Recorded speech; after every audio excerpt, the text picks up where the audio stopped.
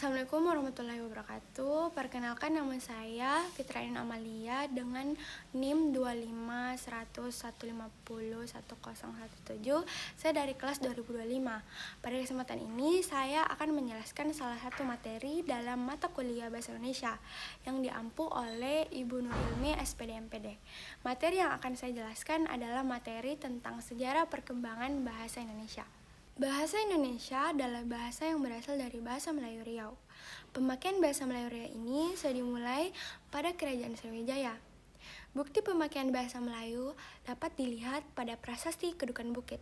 Prasasti ini berukuran 45 x 80 meter yang ditulis pada tahun 682 Masehi dengan menggunakan aksara Pallawa dan bahasa Melayu kuno yang isinya proklamasi atau pemberitahuan tentang pembentukan Kedatuan Sriwijaya. Lalu pada abad ke-19, perkembangan kebudayaan ini membuat banyak muncul sastrawan dari Riau. Bahasa Melayu berkembang dengan pesat, baik pemakaian secara lisan maupun dalam bentuk tulisan. Selain itu, perkembangan bahasa Melayu juga semakin pesat setelah adanya kebijakan politik etis atau politik balas budi pada masa kolonial. Hal ini juga seiring dengan meningkatnya kebutuhan pemerintahan kolonial Belanda akan tenaga pegawai pemerintah kolonial. Maka didirikanlah sekolah-sekolah. Selain itu, diperlukan pula suatu bahasa standar agar dapat diterbitkan buku-buku bacaan bagi orang Indonesia yang sudah bebas buta huruf. Demi mewujudkan program itu, Gubernur Jenderal Rochusan setelah mengelilingi Pulau Jawa tahun 1850 akhirnya mengambil kesimpulan bahwa bahasa Melayu Riau lah yang harus dipakai sebagai bahasa pengantar. Alasannya karena bahasa Melayu merupakan lingua franca untuk seluruh Nusantara. Atas saran gubernur itu, maka pemerintah kolonial Belanda mengangkat bahasa Melayu menjadi bahasa resmi dalam pengajaran di sekolah-sekolah Bumi Putra pada tahun 1865. Pada tanggal 2 Mei 1926 itu, M. Tabrani mengusulkan bahasa Melayu sebagai bahasa persatuan yang kemudian disebut bahasa Indonesia dan dikukuhkan pada Kongres Pemuda kedua yang berlangsung 27 sampai 28 Oktober 1928. Dengan demikian, pada tanggal itulah ditetapkan sebagai hari lahirnya bahasa Indonesia. Sejak itu, bahasa Melayu sudah diganti namanya menjadi bahasa Indonesia. Pada masa sekarang, perkembangan ini sangat pesat. Diikrarkannya bahasa Indonesia pada Kongres Pemuda kedua di Batavia, kini Jakarta pada tanggal 27 sampai 28 Oktober 1902. Bahasa Indonesia diikrarkan sebagai bahasa persatuan oleh para pemuda yang mengikuti Kongres Pemuda kedua di Batavia, kini Jakarta pada tanggal 27 sampai 28 Oktober 1928. Saat itu, para pemuda dari berbagai organisasi daerah mengucapkan ikrar bernama Sumpah Pemuda sebagai berikut. Pada kalimat ketiga, kami, putra dan putri Indonesia, menjunjung bahasa persatuan, bahasa Indonesia. Butir ketiga menjadi dasar pijakan atas pengakuan bahasa Indonesia sebagai bahasa persatuan. Dari segi pemaknaan, bahasa persatuan menjadi wahana pemersatu seluruh elemen bangsa. Artinya, bahasa Indonesia mempersatukan diri berdasarkan penggunaan bahasa Indonesia yang baik dan benar. Sementara itu, dari segi ejaan, teks Sumpah Pemuda masih menggunakan ejaan Van Ophuizen. Salah satu ciri bahasa ejaan Van Ophuizen yaitu huruf U ditulis huruf OE. Jadi, teks ikrar butir ketiga jika ditulis ulang dengan ejaan saat ini menjadi kami putra dan putri Indonesia menjunjung bahasa persatuan, bahasa Indonesia. Berkat ikrar Sumpah Pemuda di atas, keberadaan dan eksistensi bahasa Indonesia telah diterima di masyarakat Indonesia pada saat itu. Penerimaan itu menyebabkan orang Indonesia melihat bahasa Indonesia yang menjadi bahasa persatuan bangsa Indonesia, bukan bangsa lain, sebagai bahasa lain daripada bahasa Melayu. 10 tahun kemudian, atau tepatnya tanggal 25 sampai 28 Juli 1938, diselenggarakan Kongres Bahasa Indonesia di Solo. Kongres ini merupakan kongres pertama. Diselenggarakannya atas prakarsa perseorangan. Jadi spontanitas sangat menandai suasananya.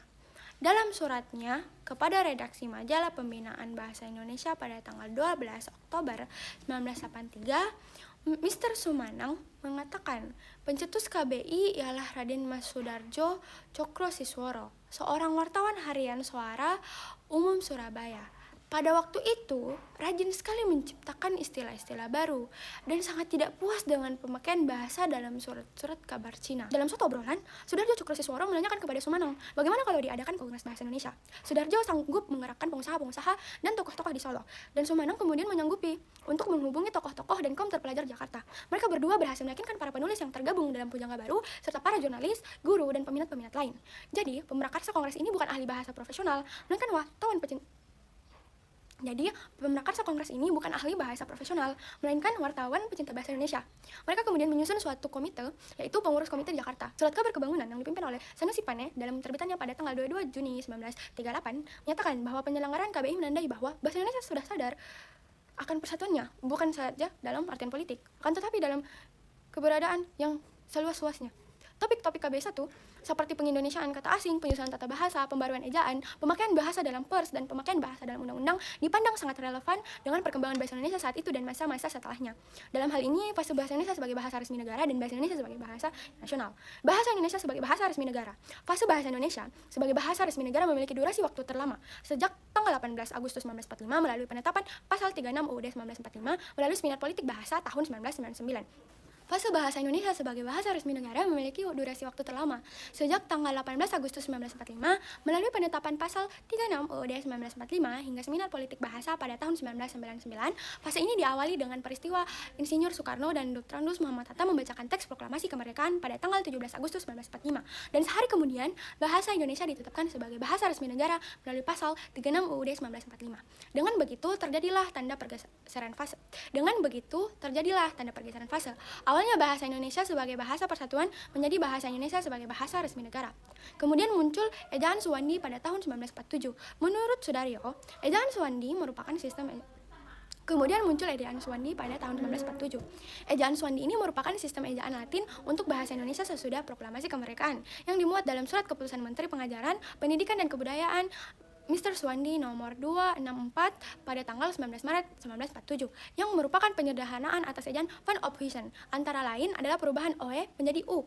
Sistem ejaan Suwandi bernama lain ejaan Republik. Kemudian disebut ejaan Republik karena bangsa Indonesia saat itu tengah menunjukkan rasa nasionalisme yang tinggi, termasuk di dalam bahasa. Di mata mereka, ejaan Ophuijsen dianggap sebagai bagian dari pengaruh penjajah Belanda, karena yang menyusun ejaan itu ialah orang Belanda, yaitu Charles Adrian van Ophuijsen.